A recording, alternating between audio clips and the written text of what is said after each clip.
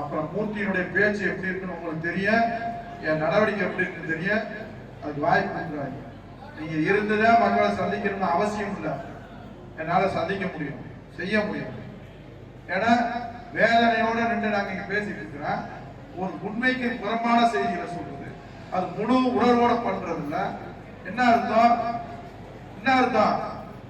ஏதோ வந்த போனோம்ன்றதா? தேர்தல முதலமைச்சர் டிவி பார்க்கல, எதற்கு வாக்கு சேகரிக்கிறதுக்கு காரணமா இருக்கக்கூடிய அமைச்சராக இருந்தாலும் சரி, மாவட்ட செயலாளராக இருந்தாலும் சரி, அத்தனை பேரை நீக்கி நடவடிக்கை எடுத்துருவீங்கன்னு சொல்லியிருக்காரு. அதை பலமுறை சொல்லி நீங்க மக்களோட பாருன்னு சொல்றோம். இதுல 45 வருஷம் அரசியல் இருந்திருக்கேன், 25 வருஷம் மாவட்ட செயலாளர் இருக்கேன். எவ்வளவு கேவலமா இன்னைக்கு நடந்துக்கிட்டீங்க. எங்க 10,000 பேர் நீங்க கூட்டியிருந்தோம். எங்க 10,000 பேரு? எங்க இருக்கு 10,000 பேர்? கேவலமா இல்ல? அசிங்கமா இல்ல? கட்சினா என்ன நினைக்கிறீங்க? மரியாதையோட பார்க்க பாருங்க. உண்மைக்கு புறமான செய்தி சொன்னா இப்பவே போற ரிசல்ட் போய் இருக்கிற வச்சு நான் கட்சி நடத்த தெரியும், மக்களை சந்திக்க தெரியும். முதலமைச்சர் இரவு பார்க்காம உழைக்கிறாரு. முதலமைச்சர் உழைச்சி எல்லாரும் களத்துல சந்திக்க சொல்றாரு.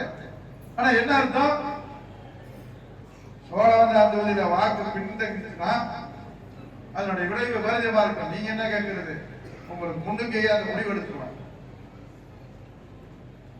அதனால தயவு செய்து யார் போட்டி போறது உங்களுக்கு தெரியும்.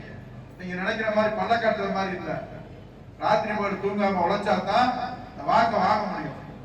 அந்த வாக்கு வாங்கி வெற்றி பண்றது இன்னைக்கு தங்கத்தமிழ் செல்வன் நம்முடைய தேனி நாடாளுமன்றத்தில் ஜெயிக்கிறாருன்னா அதுக்கு சோழவந்தான் தொகுதியில இருக்கணும். அந்த அறிமுகக்கூட்டத்தில் வாடிப்பட்டியில் இருக்கும்போது நாங்களாச்சும் பொறுப்பேற்றுக்கிட்டீங்க.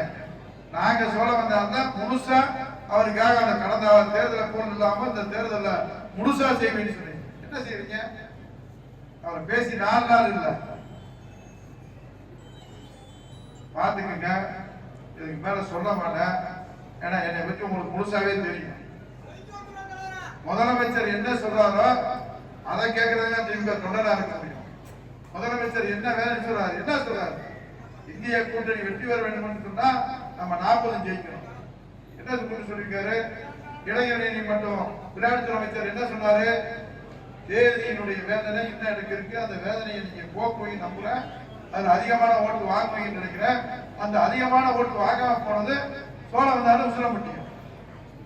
சோழவந்தான் உசிலம்பட்டியும் அன்னைக்கு ஆனதுக்கு காரணம் சில காரணங்கள் இருக்கலாம். அது அன்னைக்கோட முடிஞ்சு போச்சு. வேட்பாளர் குறைபாடு இருக்கலாம், நம்மகிட்ட குறைபாடு இருக்கலாம், அதெல்லாம் இல்லை. இன்னைக்கு தேதியில என்ன பண்ணணும்? இன்னைக்கு தேதியில நம்ம முயற்சியோட உழைக்கணும். உழைச்சா என்ன இருக்கும்? 20 நாள் கஷ்டப்பட்டு வேலை பார்க்க முடியாதா? 20 நாள் வேலை பார்க்க என்ன பண்ண போறீங்க? இன்னைக்கு நடந்தது அத்தனையும் துரோகம்.